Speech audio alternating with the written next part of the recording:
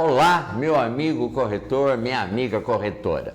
Fiz uma série de vídeos falando sobre Estatuto da Cidade. Esse aqui é o primeiros livros que saiu sobre Estatuto da Cidade, artigo por artigo, comentado por vários profissionais da área do direito, direito imobiliário, direito urbanístico, direito ambiental. Isso, o direito imobiliário que você trabalha, corretor, corretora, colega, esse é nosso ramo de atividade. A gente tem que saber um pouco do direito registral, direito notarial, direito ambiental, direito urbanístico e direito imobiliário. Existem regras próprias no nosso ramo. Por exemplo, o fiador da lei do inquilinato, assim conhecida, tá? É diferente do fiador que está no Código Civil, que é regra geral para todos os outros tipos de fiador. Mas o fiador da locação, que pertence ao direito imobiliário, é diferente. O locador e o locatário têm regras próprias, é uma lei especial. E quando acontece alguma coisa que não está nela, se socorre ao Código Civil e ao Código de Processo Civil. Assim, eu venho falando de uma forma contundente de que o profissional, o corretor e a corretora, precisa saber sobre o Estatuto da Cidade. Porque pelo Estatuto da Cidade, nós temos o plano diretor. O plano diretor está engessado pelo Estatuto da Cidade. Os municípios do Brasil inteiro não podem fazer além do que está autorizado no Estatuto da Cidade, né? Outorga onerosa, substituição de metro quadrado, criação de metro quadrado comprando área que pode ter construção e ali ele opta por não construir e cede ao incorporador a área para construir. E assim por diante. O impacto de estudo de vizinhança, todas as regras no Estatuto da Cidade. Caraguatatuba tem, simplesmente copiou o que é necessário. Poderia colocar mais coisa? Sim, poderia colocar mais. Então, veja, eu não posso abrir, mas eu posso exigir, né? Se uma lei estadual federal restringe, a lei municipal não pode liberar. Eu tenho uma lei superior. Mas se essa lei superior, por exemplo, não restringe e o município quiser restringir, pode, né? Então, veja, corretor, a gente tem que estar ligado, né, no 320 volts, porque a necessidade, eu só comentei da área no direito, que nós precisamos saber. E eu estou dando uma série de dicas, né? Essa, por exemplo, do fiador. Ele se diferencia do Código Civil, porque esse fiador, na locação, ele responde até a entrega das chaves. Ele só pode se ausentar em duas situações. Quando morre o locatário, ele foi fiador do locatário, não da cônjuge e não da família. E quando termina o contrato, terminou o contrato, ele tem até 90 dias para sair. Então, corretor, corretora, é importante que você saiba disso. Você que trabalha no ramo imobiliário com locação, né? Vou dar uma dica, viu, Clóvis? Pouquíssima gente se utiliza disso. Corretor, corretora, eu posso ser fiador porque a lei fala até entrega das chaves. mas eu posso especificar meu prazo. Aquele contrato é de 30 meses, então eu vou ser fiador por 30 meses. Não, mas eu vou continuar no imóvel depois. Não, eu sou fiador 30 meses. Eu posso colocar 20? Pode. Eu posso colocar 10 meses? Pode.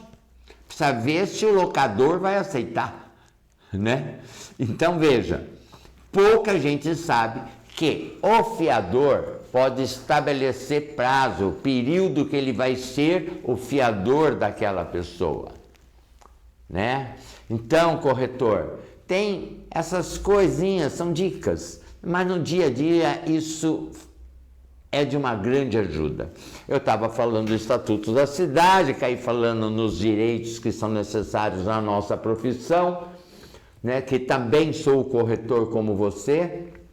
E para terminar o Estatuto da Cidade, eu fiz uma colinha aqui, porque o Estatuto da Cidade, ela tem uma história, né? Ela começou, e eu te fiz essa copinha, ela começou a ideia de legislação municipal, a ideia de restringir direitos e deveres aos munícipes, porque em 1963 as cidades começaram a se inchar. Em 1963, 70 e poucos por cento era zona rural, 20 e pouco, quase 30% era zona urbana. Hoje é o contrário, mais até do que 70% hoje zona urbana. O pessoal está falando 82% hoje da população do Brasil é zona urbana, só 18% é zona rural. Olha que mudança que houve de 1960 para agora 2024, uma mudança gigantesca. E a legislação veio para preservar o meio. Assim, em 63 foi criado o primeiro Seminário Nacional de Habitação e Reforma Urbana em Petrópolis. Em 1964 houve a criação do Serviço Federal de Habitação e Urbanismo, lá no Rio de Janeiro. O Rio de Janeiro começou com o direito urbanístico também, e com a criação desse serviço federal, né? Foi a primeira entidade falando de direito urbanístico, falando na ordem urbanística. Em 1970 a 1980, vários movimentos no Brasil inteiro acontecendo. E aí a gente tem, em 1976, a Carta de Embu. A Carta de Embu foi o lugar que criaram, né, o tal do solo criado, que é hoje tão defendido aí pelos arquitetos e tudo. O solo criado foi criado em Embu em 1976, né? Em 1979 foi aprovada a lei, a 6766, que vem até hoje, a dos loteamentos, do parcelamento do solo. Veja, nós não tínhamos nada até 79 praticamente, falando de parcelamento de solo. Quer dizer, vamos colocar 1980 a 2020, 40 anos que nós temos uma lei falando de parcelamento de solo. E o que é parcelamento de solo? É o aumento da cidade, é o aumento de serviço para você, corretor, corretora. Quanto mais lote, mais se vende. Quanto mais lote, mais se constrói, mais se vende casa, mais se vende apartamento, mais se faz incorporação. Então o nosso meio, o ramo imobiliário é fantástico. Eu não canso de falar isso. Nós geramos riqueza, nós geramos emprego, mão de obra. A mão de obra que é desqualificada, né, cai na construção civil, porque a mão de obra qualificada, ela vai trabalhar na indústria, ela vai trabalhar no comércio, e na construção civil não existe a necessidade da qualificação como exige esses outros ramos. Então, corretor, corretora, depois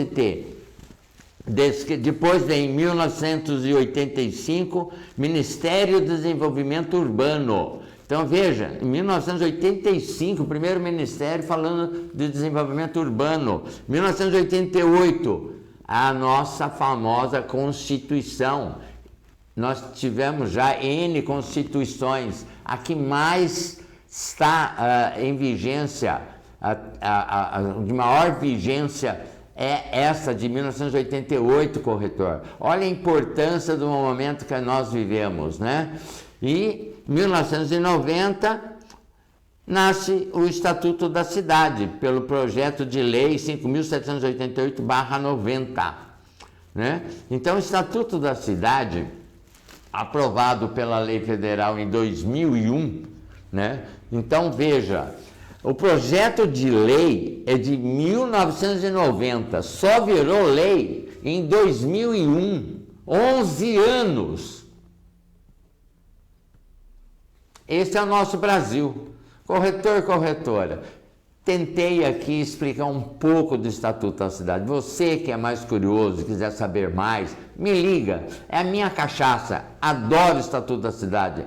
Adoro falar sobre plano diretor e todos os seus viés que existem. Já dei várias palestras sobre o assunto no estado de São Paulo e em Minas Gerais. E se você quiser que eu faça também, quem estiver ouvindo, faça uma palestra sobre plano diretor, sobre o Estatuto da Cidade, estamos aqui às ordens. Clóvis, falei demais. Não, tá bom. Meu corretor, minha corretora amiga, peço a você a sua ajuda, dê o seu link, se inscreva se você não for inscrito e compartilhe com os amigos. Vamos aumentar o nosso número de inscritos no canal. Obrigado.